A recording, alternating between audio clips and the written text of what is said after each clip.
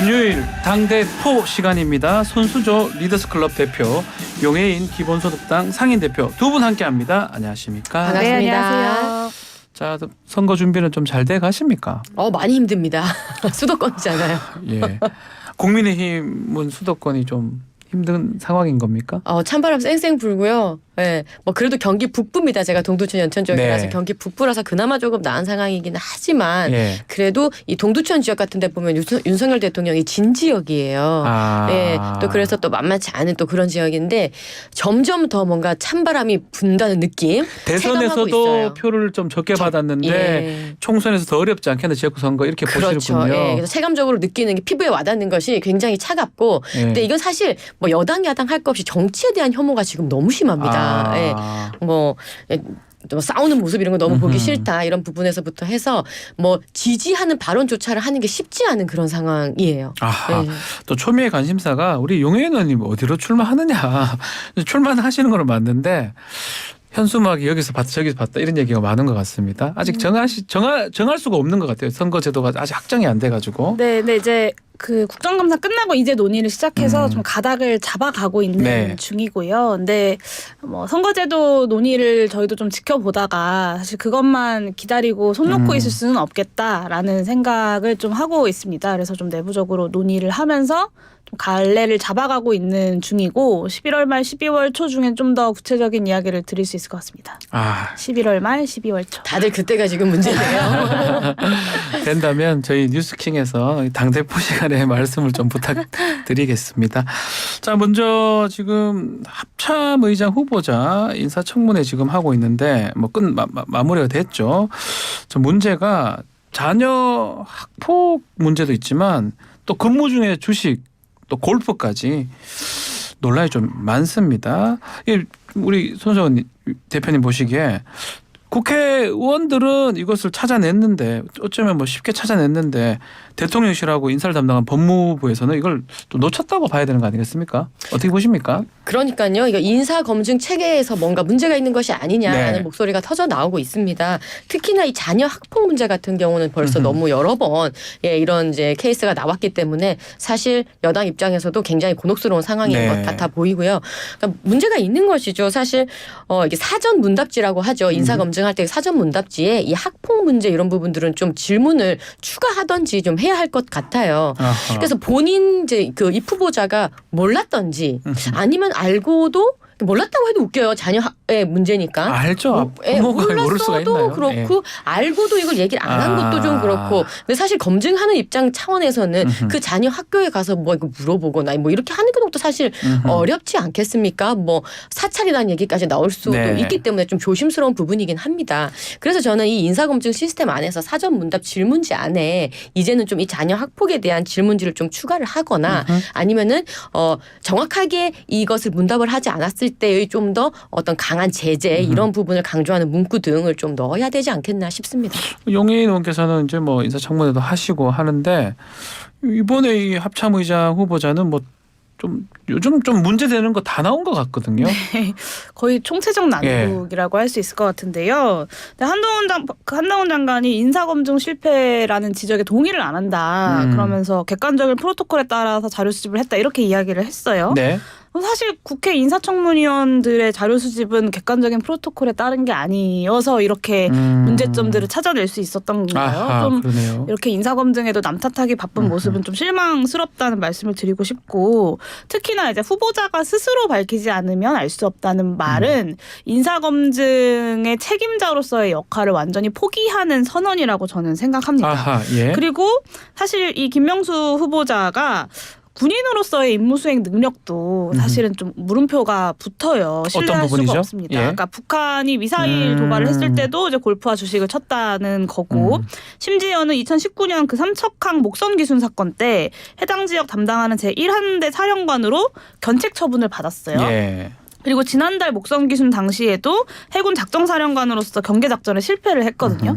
근데 이 작전에 실패한 군인은 용서할 수 있어도 경계에 실패한 군인은 용서하지 못한다는 것이 이제 이렇게 보통 이렇게 예, 뭐 그런 격언이 사람들의 뭐 이야기인데 있습니다. 예. 안보 불안을 야기하는 인사 조치라고 저는 생각합니다. 그래서 이 개인의 문제들도 개인의 문제들 의혹들이고 이 군인으로서도 예. 합참의장으로서 과연 좀 자격이 있는가 여기에 대해서 윤석열 대통령이 한번 다시 생각해 보셔야 될 것 같습니다. 이게 뭐 그 국회 동의 없어도 임명이 가능합니다. 뭐 대법원장 아니니까요. 어떻게 임명이 강행되는 겁니까? 어떻게 보십니까, 손조 대표님? 글쎄 요즘 기류로 봐서는 문제가 있는 부분에 있어서는 예. 그렇게 또 임명 강행을 처리하지는 않는 분위기로 보여집니다. 그리고 요즘에 유행하는 대통령을 사랑한다면 알아서 직접 본인이 네, 알아서 뭐 사퇴를 하라 뭐 이런 얘기도 있듯이 그래, 결심을 해야 된다. 본인이 결심을 해야 되는 그런 상황으로 몰려가지 않을까라고 보여지고요. 근데 뭐 신원식 그 이제 장관에 대한 얘기도 뭐 같이 나오던데 뭐 그 주식 거래를 이제 했다는 부분. 근데 이 부분은 저는 조금 다르게 보고 있어요. 신원식 장관 같은 경우에는 사실 이제 뭐 주식을 했다라기보다는 뭐 했던 내용이 날라온 메시지를 본 상황인 것이고 뭐 회의가 진행 중은 아니었더라고요. 보니까 뭐 쉬는 시간이었던 것 같아서 요건 또 조금 별개로 저는 좀 보고 있습니다. 같이 한번 질문 드려보겠습니다. 지금 어쨌든 간에 국방부 수장입니다. 신원식 장관도 예산 심사 자리에서 어쨌든 문자를 받았던 거 확인이 됐고 또 이 합참의장 후보자 김명수 후보자도 마찬가지 이제 주식 얘기가 나오는데 김남국 의원 상임위에서 그 코인 거래했다 해가지고 제명 논란까지 있었지 않습니까? 어떻게 봐야 됩니까? 네, 일단 신원식 장관은 원래 국회의원을 하던 중에 이제 국방부 장관으로 그렇죠. 가신 거잖아요. 비례해서 그러니까 간 거죠. 사실 핸드폰 화면이 그렇게 촬영될 수 있다는 것은 누구보다 가장 잘 알고 계셨을 의원님들은 분인데 그거 다 알고 있습니까? 다 알고 있죠. 다 신경 쓰고요. 그래서 방지 테이프를 붙여야 됩니까? 방지 그 필름을 붙이시는 분들도 있고 핸드폰 그 본회의장 보시면 이렇게 밑으로 이렇게 해서 하시는 분들 많아요. 또 당에서 최근에 국민의힘인가요? 민주당인가요? 국민의힘입니다. 이제 그거 안 붙이면 안 되게 조치를 필름 붙이라고. 이거는 완전히 어떤 이렇게 경계심이 없다는 이야기죠. 마음을 완전히 놓고 있다는 거고 이거 그런 마음을 놓고 있는 마음이 풀린 상태가 특히나 국방부 장관으로서 적절한가라는 문제 제기를 할 수밖에 없고요. 그러니까 군에 대한 국민의 신뢰가 바닥을 칩니다. 근데 이게 우리 이번에 주식거래뿐만 아니라 그 최상병 승진 사건에 있어서도 그렇고 지휘관들이 굉장히 무책임한 모습들을 계속 보여주는데 좀 일선에서 고생하는 불철주야 고생하는 장병들에게 좀 부끄럽지 않은가 묻고 싶고요. 네. 국군의 날 시가행진에 내년에 예산 100억 잡아놨다는 거 아닙니까? 근데 그거 쓴다고 군에 대한 신뢰가 회복되는 거 아니거든요. 그러니까 국방부 장관부터 군 수뇌부의 기강이 이렇게까지 해이한데 국민이 군을 신뢰할 수는 없다는 말씀을 드리고 싶고 인사 그 임명을 과연 강행할까 뭐 이런 질문도 주셨는데 저는 부적절 인사를 억지 강행하면 탈이 난다는 걸 지난 김행 장관 후보자 사태 때 윤석열 정부도 좀 학습하지 않았을까라는 생각을 하면서 다른 건 몰라도 이 북한 미사일 도발 때 딴짓하고 경계작전 실패하는 그런 무능력한 인사 그리고 군기 빠진 인사는 철회되어야 하고요. 이거 만약에 이 합참의장 후보자 임명 강행을 한다면 저는 그건 안보 공백의 강행이다라고 볼 수밖에 없을 것 같습니다. 알겠습니다. 자 그리고 지금 민주당하고 좀 법무부 장관 한동훈 법무부 장관하고 계속 연일 좀 설전이 좀 이루어지고 있습니다. 특히 검사 탄핵이 지금 한 명씩 뭐 되면서 그 얘기 되는데 특히 보도된 게 이원석 총장도 탄핵하느냐. 근데 민주당은 사실 아니다라고 했는데 기사가 나오니까 한동훈 장관 입장에서 이거 탄핵 챌린지다 이런 말까지 했습니다. 어떻게 보고 계십니까? 민주당 이렇게 하면 안 됩니다. 지금 사실 민주당 내부에서도 의견이 갈려는 그런 모습을 보여줘요. 왜냐하면 단적인 예로 어제 이재명 대표가 조금 민생 이슈를 좀 내기 위해서 대전까지 가지 않았습니까? R&D 예산에 대한 얘기를 메시지를 내고 싶어서 갔는데 모든 언론인 분들께서는 탄핵 어떻게 되는 겁니까? 라는 질문밖에 안 하셨어요. 그래서 이재명 대표가 어떻게 했습니까? 동문서답했어요. 지방 균형 발전은 중요하고 뭐 이런 식으로 다른 말씀하셨거든요. 그러니까 아마 지금 김용민 의원 아마 이재명 대표에게 혼나고 있지 않을까. 아니 지금 우리 메시지 민생 메시지 내기 바빠 죽겠는데 왜 갑자기 엇박자 내느냐 뭐 이렇게 나왔을 거예요. 사실 그 민주당 철험의 의원님들 일부 의원님들이죠. 탄핵이란 단어 이렇게 남발하시면 안 됩니다. 대한민국 정치사에서 이 탄핵이라는 단어가 뭐 양당 할 것 없이 얼마나 아픔이고 상처입니까? 노무현 전 대통령 탄핵, 박근혜 전 대통령 탄핵, 네. 그 이후에 이 정국이 얼마나 소용돌이 속에 빠져 들어갔습니까? 이 탄핵이란 것이 결국 이 공직자가 파면 당할 만한 이 중차대한 문제가 있을 때에 최후의 수단으로 나오는 것이 이 탄핵이라는 것인데 네. 이것을 지금 너무 남발하고 있다. 그리고 심지어 지금 이 정치 역사를 봤을 때 한 70년 동안 2번의 탄핵 이 있었다고 뭐 보여지더라고요. 예. 두세 번. 근데 지금 민주당이 들어서고 나서 이 독주 속에서 뭐 벌써 몇 번이나 세네 번 검사 정도에 탄핵 있었죠. 말씀이시죠? 그리고 이상민 장관 탄핵에 대해서는 헌재에서 또 모두 기각이 전원 됐었습니다. 예. 기각이 되었지 않습니까? 이거에 대한 사과 한마디라도 있었습니까? 없었지 않습니까? 이런 식으로 탄핵이 남발되면 이 전국의 이 정치 소용돌이가 얼마나 이제 피해가 있을지 그 피해 오롯이 국민이 받을 것인데 이거에 대한 책임은 또 온데간데 없는 것 아닙니까? 검사 지금 원래 한 명 지금 벌써 했고요. 지금 2명 탄핵 또 올렸다가 지금 철회했다가 다시 올린다고 하고 있고요. 지금 탄핵이 좀 너무 많은 거 아니냐 이렇게 국민의힘에서는 얘기를 하는 것 같습니다. 네, 국회는 국회가 해야 할 일을 네. 하는 것뿐입니다. 네, 거기에 대한 판단은 헌법재판소가 하는 거고요. 거기에 대한 책임은 그것을 추진했던 정당들과 뭐 검사들이 지면 되는 겁니다. 그리고 이상민 장관 관련돼서도 이상민 장관이 알아서 책임을 지는 모습을 보였다면 국회가 탄핵까지 가게 됐었겠습니까? 근데 윤석열 정부 이상민 장관을 비롯해서 책임자 그 누구도 책임지지 않는 모습을 보였기 때문에 국회가 탄핵까지 한 거고 이상민 장관 탄핵할 때 국민의힘이랑 정부에서 이거 역풍 분다라고 얼마나 협박했습니까? 그런데 탄핵 전원 그 헌법재판관 전원 일치로 기각됐지만 역풍이 있었습니까? 없었습니다. 그러니까 국회가 해야 할 일을 하면 거기에 대한 국민들의 평가를 받는 거고요. 네. 그리고 무슨 법무부 장관이 야당에서 뭐 내부 검토 중이거나 야당 일각에서 이야기하는 내용들까지 일일이 이렇게 다 논평을 하는지 법무부 장관이 그렇게 좀 한가한 자리인지 묻고 싶고요. 그러니까 심지어는 위헌정당 심판까지 언급을 그 얘기를 법무부 장관이 했습니다. 했어요. 저는 예. 정말 좀 충격적인 법무부 장관의 발언이다라고 생각하는데요. 네. 정당은 헌법 제8조에 등장합니다. 그러니까 민주주의의 근간이라는 거예요. 국회와 정부와 그리고 법원과 헌재와 선거관리위원회보다 앞에 네. 위치하거든요. 그러니까 민주주의의 근간이 되는 조직이기 때문에 정당의 활동은 헌법으로 보장되는 거고 이런 정당에 대한 해산 심판과 검사에 대한 면직의 수단인 탄핵을 동일선상에 놓고 이야기하면서 위헌정당 심판을 운운한다는 것 자체가 저는 이 윤석열 정부, 검찰 정부가 도대체 검사의 위상을 어디에 놓고 있는 것인지를 좀 잘 보여주는 발언이었다고 생각하고요. 좀 헌법을 지켜야 될 장관이 좀 이런 위헌적인 사고방식을 갖고 위헌적 언행을 아무렇지 않게 한다는 것이 좀 굉장히 우려스럽고 경악스럽습니다. 네. 뭐 위원 정당 얘기도 좀 해주시면 좋을 것 같고 특히 검사들 최근에 이제 손준성, 이정섭 검사, 차장검사 이거는 뭐 국민의 입장에서는 이건 정치적 탄핵이다. 왜냐하면 이재명 대표 수사하고 연관성 있지 않느냐 얘기를 하거든요. 네. 그 부분까지 말씀 부탁드리겠습니다. 그러니까 지금 검사를 탄핵하겠다고 하는 사람이 4명, 5명 그리고 한동훈 장관을 탄핵하겠다는 얘기를 했다가 살짝 빠졌다가 또다시 했다가 뭐 탄핵이 애들 장난도 아니고 지금 민주당이 그런 행태를 보이고 있어요.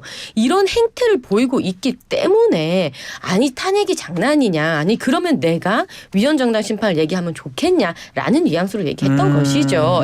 저는 충분히 문맥상 이해를 했고요. 문맥상 그렇다. 예, 뭐 그것만 딱 떼놓고 그렇게 뭐 해석을 할 필요는 없다고 생각을 합니다. 일단 가장 문제인 것은 이 탄핵을 다루는 민주당의 특히나 철험의 의원들의 네. 태도에서 가장 문제가 있다고 저는 보여지기 때문인데요. 말씀 주셨던 뭐 손준성 그런 검사, 이재명 수사를 하고 있는 그러니까는 대북 송금 관련된 수사를 하고 있는 검사에 대한 탄핵을 하겠다. 네. 그 민주당 내부에서도 그랬다잖아요. 이렇게 하면 너무 오해받는다. 정치적 탄핵이라고 오해받는다. 하지 말자고 했다고 하는데도 여기서는 그 메시지가 나오고 아무튼 지금 메시지가 통일이 안 되고 있어요. 네. 또 단적인 예를 보면 이정화 검사 또 탄핵하겠다고 했습니다. 그 명분은 김건희 여사 수사를 뭐 빨리 하지 않아서 부장검사죠. 예. 한다고 하는데 또 이 부분을 사실 확인을 해보면은 사실 이 이정화 검사 같은 경우에는 김건희 여사의 그 영장이 반려됐던 당시에 그 서에 근무하지도 않았다는 거예요. 그러니까 아주 기본적인 사실 확인조차 하지 않고 무조건 탄핵 무쇠처럼 탄핵을 외치고 있다는 것이죠. 네. 심지어 보다 못한 그 재심 변호사인가요? 그분이 페이스북에 올렸죠. 박준영 변호사입니다. 예. 재심 그러니까 억울한 사람의 재심을 도와주는 재심 전문 변호사가 사실 이정화 검사는 억울한 사람의 눈물을 닦아주는 그런 검사였습니다. 제발 민주당에서 조리돌림을 하지 말아주십시오라고 올렸다는 것 아니겠습니까? 그러니까 이 민주당이 지금 추진하고 있는 검사를 향한 탄핵이라는 것이 명분도 없고 뭐 어떤 전략도 없고 뭐 본인들의 선거에도 전혀 도움이 되지 않는다라는 말씀을 드리고 싶습니다. 네. 예, 네. 용 의원님. 예. 저는 정치적 탄핵이라고 반발하는 검찰이야말로 가장 정치적이다라는 좀 이야기를 드리고 싶은데요. 네. 그러니까 대법원도 인정할 만큼 이제 보복 기소는 국민의 기본권을 침해하는 검찰의 심각한 공권력 남용이고요. 네. 고발 사주 같은 경우는 검찰의 사유화가 의심되는 저는 국기문란이라고 생각합니다. 그러니까 검찰공화국이라는 말이 한국의 우리 사회에서 굉장히 많이 나왔는데 그런 비판을 많이 들으니까 검찰이 정말로 이 나라가 자신들 마음대로 할 수 있는 검찰 공화국인 줄 아는 건가? 라는 생각까지도 그런 이야기들도 국민들께서 많이 하십니다. 그러니까 사법고시 패스가 국민을 대신해서 기소할 권리를 준 것이지 자기 멋대로 기소할 권리를 주는 건 아니거든요. 네. 그러니까 제 멋대로 기소권 휘두르면 그게 이제 길거리 낭인과 도대체 뭐가 다르겠습니까?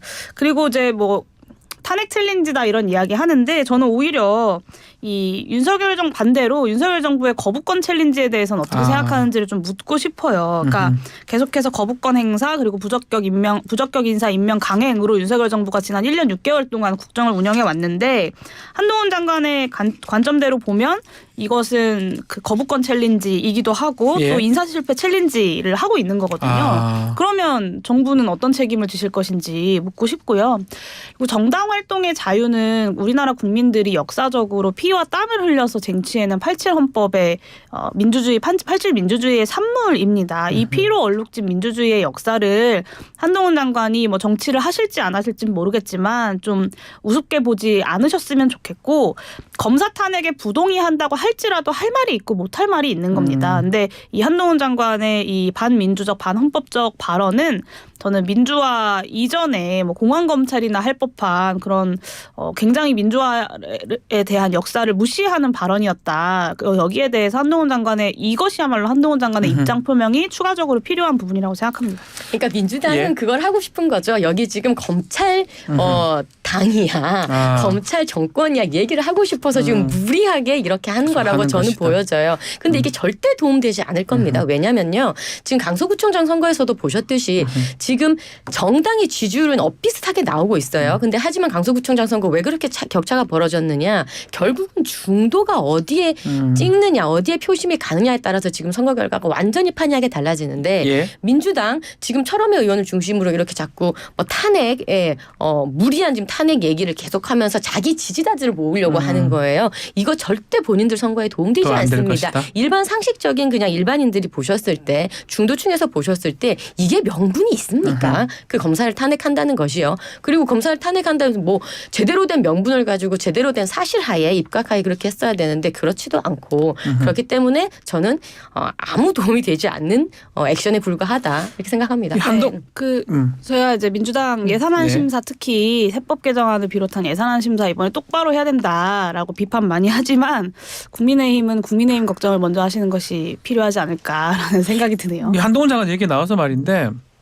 이준석 전 대표가 비대위원장설을 제기를 했습니다. 어떻게 가능성 있다고 우리 손수 대표님 보십니까? 국민의힘 걱정 정말 더 많습니다. 사실 우리 모두가 지금 민주당보다 국힘 얘기를 더 많이 하고 있죠. 네. 모든 이슈를 지금 선점해가는 와중에 네. 이준석 전 대표가 있습니다. 지금 저는 이준석 전 대표를 평소에도 너무 불안불안하게 지켜보지만 이번 인터뷰를 보고 정말 경악을 금치 못했습니다. 왜냐하면 인요한 위원장과 둘이 어떤 얘기를 했다. 뭐 이제 가령 뭐 밀실에서 보자고 했다라는 그런 얘기 지금 폭로하고 예. 뭐 윤 대통령과 독대할 때 어떻게 했다 지금 폭로하고 이렇게 하고 아침에 있어요. 보도가 됐습니다. 근데 예. 지금 전 당 대표라는 직함을 가지고 있죠. 전 당 대표라는 직함을 가지고 자당에 대해서 이런 식으로 얘기를 하면서 망할 것이다. 그러니까 비대위라는 것은 비상체제를 상정하는 것이에요. 어려워질 것이다. 수도권 선거 질 것이다. 비대위가 설 것이고 그 비대위원장이 누구 될 것이다라는 얘기까지 하고 있어요. 예.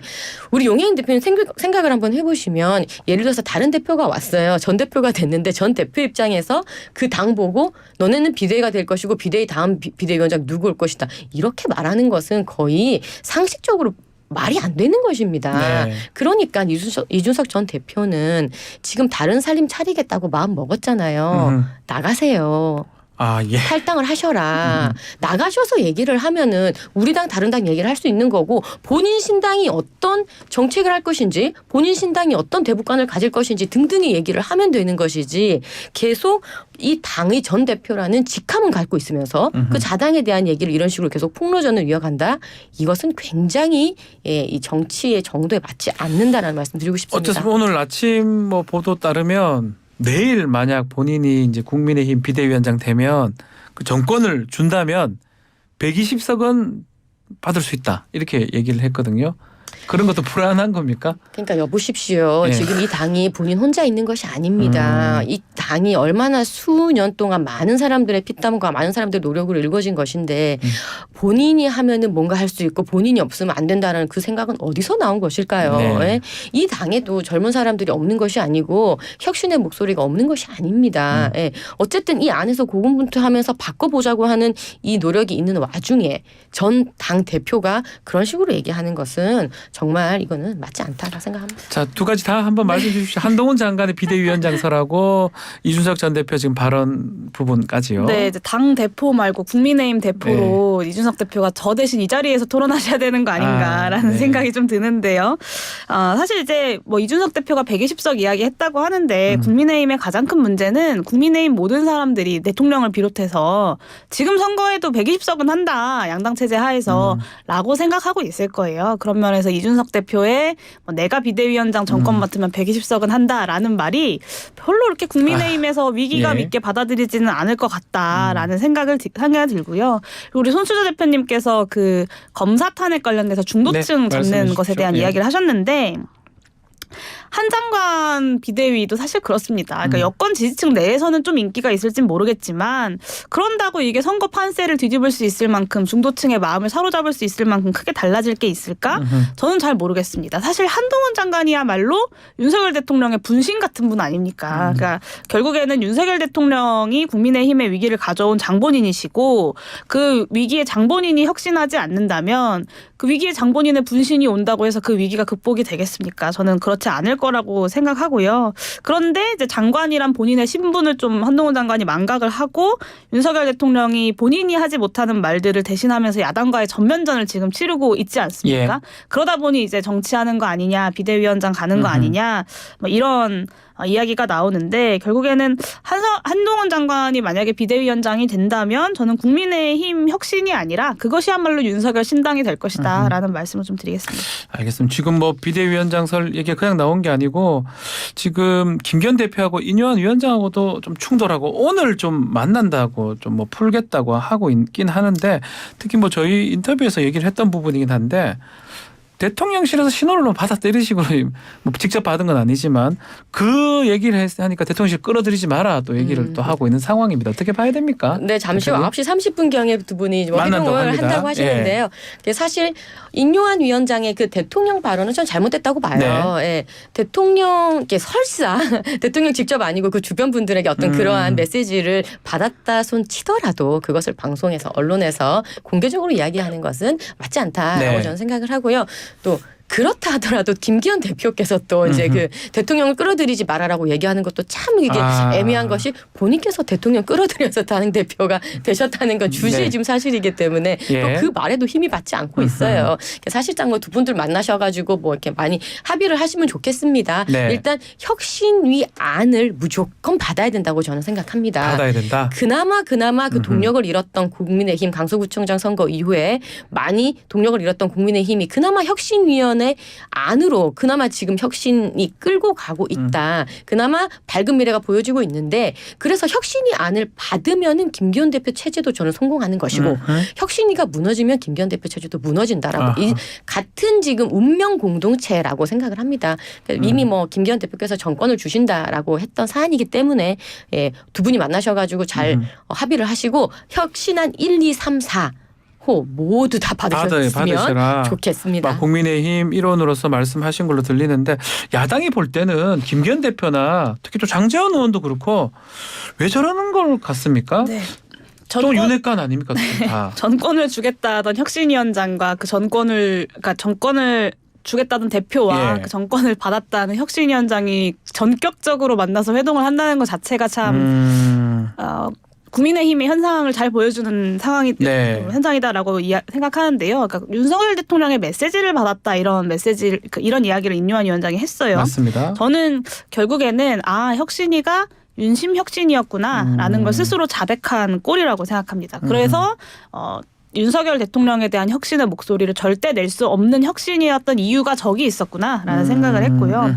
사실 윤석열 대통령에겐 지금 어떤 희생양이 필요한 것 아니겠습니까? 예. 그러니까 연이은 국정 운영 실패와 여기에 대한 국민들 분노를 윤핵관들한테 떠넘기면서 대통령 본인을 빼고 다 바꾸겠다라는 마음을 먹으신 것 같아요. 그러니까 윤핵관 빠진 자리에 이제 검핵관을 앉히고 친윤 빠진 자리에 진윤을 앉힌다고 해서 저는 윤석열 대통령의 잘못이 덮어지는 것은 아니다라는 말씀을 좀 드리고 싶고요. 결국에는 그 윤핵관 손절이 잠깐은 프레임을 전환하는 이벤트가 될 수는 있겠지만 네. 두 가지를 말씀드리고 싶은데요. 하나는 국정 기조 쇄신 없이는 친윤이든 진윤이든 국민 심판 받는 건 매한가지일 거다라는 것이고 두 번째는 이런 식으로 손절하면 윤핵관들의 반발도 있을 것이다. 만만치 않을 것이고 윤석열 대통령 이런 식으로 그러니까 본인의 책임은 쏙 빼놓고 남들한테 책임을 오롯이 다 떠넘기는 방식으로 하시면 안 된다라는 말씀을 좀 드리고 싶습니다. 네, 알겠습니다.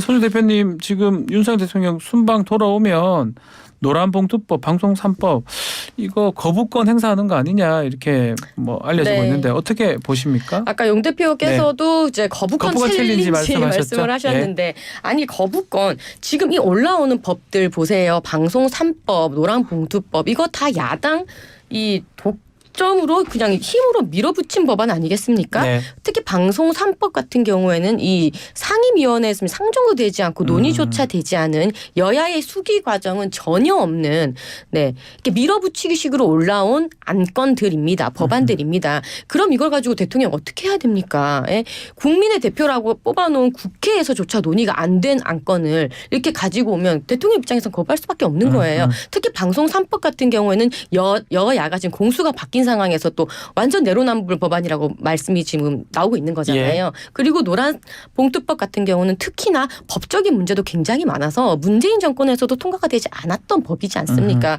그렇기 때문에 좀 더 여야가 수기하고 서로 토론하는 과정을 거쳐야지 이것을 일방적인 한 당의 독주로 그렇게 통과시켜서는 애시장초 안 되었던 것이죠. 그걸 두고 윤석열 대통령의 거부권 챌린지다라고 해석하는 것은 조금 과하다 이렇게 생각합니다.